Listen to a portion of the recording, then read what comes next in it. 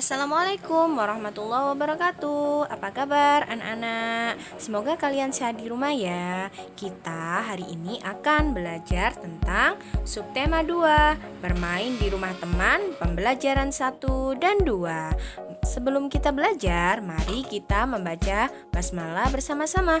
Bismillahirrohmanirrohim. Seperti yang telah kalian ketahui kemarin, kita telah belajar tentang macam-macam benda dan sifat-sifat benda.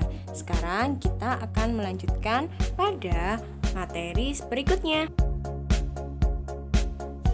Coba anak-anak sekarang buka buku tema halaman 56. Di sini ada gambar Benny berserta teman-teman sedang memetik buah jambu di rumah Udin. Nah, Benny dan teman-teman sedang main di rumah Udin. Di sana banyak buah jambu di depan rumahnya. Nah, anak-anak tersebut tidak lupa selalu mematuhi aturan atau tata tertib saat berada dimanapun, tak terkecuali saat bermain di rumah Udin. Seperti yang kita ketahui, aturan akan berguna untuk mengatur kehidupan kita serta menjadikan kita lebih disiplin. Saat bermain di rumah teman, ada beberapa aturan yang harus kita taati.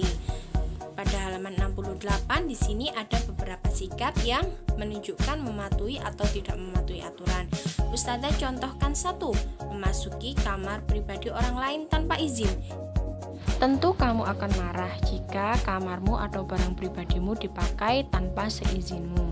Nah, begitu pula ketika kita bermain di rumah teman. Sikap yang harus kita tunjukkan adalah sikap sopan, kemudian kita selalu meminta izin apapun karena itu bukan punya kita sendiri.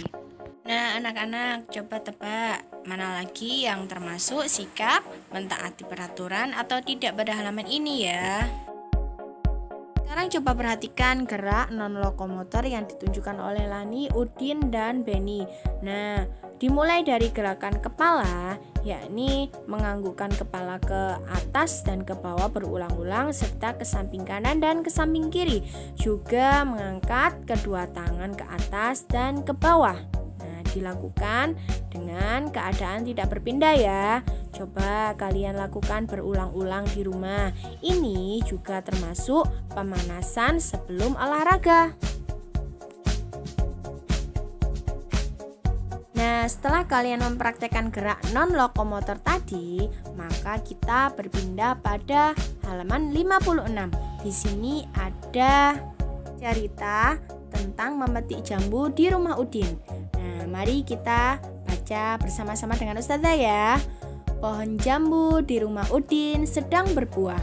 Udin mengajak Benny dan teman-teman untuk bermain di rumahnya.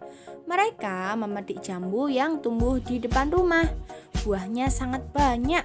Udin dengan semangat memanjat pohon jambu. Benny memetik jambu dengan menggunakan galah. Lani memetik jambu yang buahnya tidak terlalu tinggi, seperti yang ditunjukkan pada gambar tadi.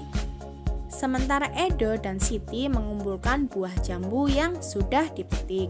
Mereka bermain dengan riang gembira. Nah, anak-anak itu tadi cerita dari memetik buah jambu di rumah Udin. Sekarang coba kita jawab soal dari halaman 57 ya.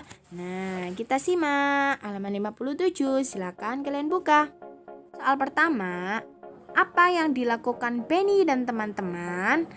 Tentu saja Benny dan teman-teman sedang memetik buah jambu di rumah Udin. Soal kedua, siapa saja yang ikut bermain di rumah Udin?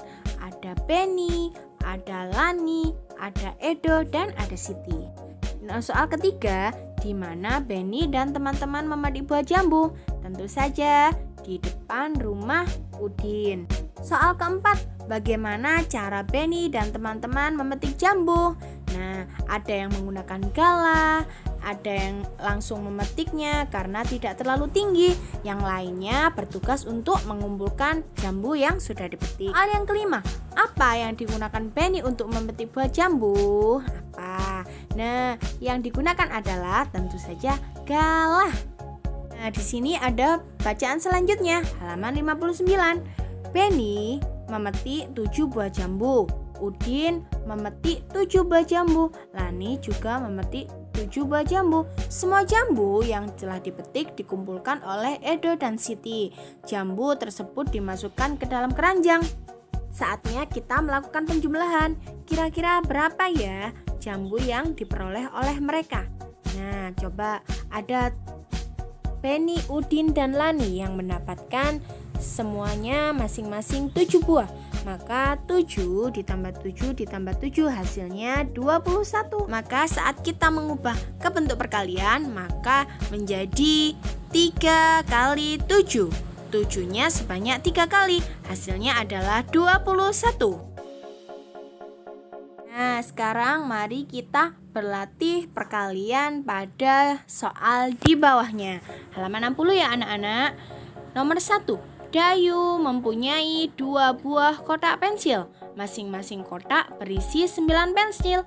Jumlah pensil Dayu seluruhnya adalah, mari kita ubah menjadi bentuk perkalian.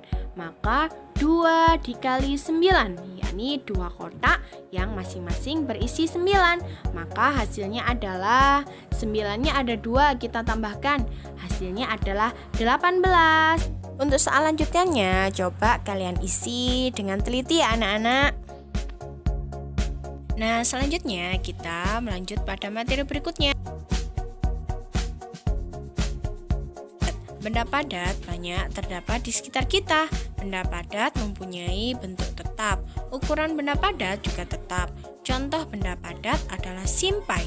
Jika dipindahkan dari meja ke lantai, bentuk dan ukuran simpai tidak akan berubah. Jika simpai dipindahkan lagi ke lemari, bentuknya pun dan ukurannya tetap sama. Adapun dipindahkan ke berbagai tempat dan ukuran benda pun akan selalu sama. Itulah ciri-ciri benda padat. Contohnya adalah buku. Buku termasuk benda padat. Bagaimana ukuran buku? Ukuran buku tetap. Jika kita pindahkan di tas, kemudian di lemari, di laci, dan lain sebagainya, maka bentuknya akan tetap seperti buku. Bentuk yang kedua adalah air. Nah, air ini salah satu contoh dari benda cair. Dia memiliki ukuran yang sama tetapi berbeda dalam tempatnya.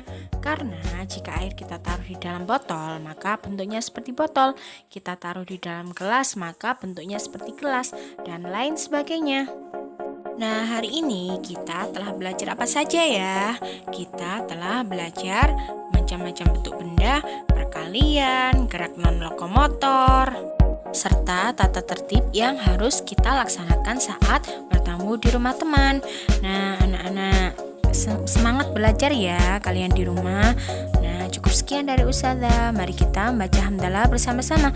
Alhamdulillahirabbil alamin. Ustazah akhiri ya. Assalamualaikum warahmatullahi wabarakatuh.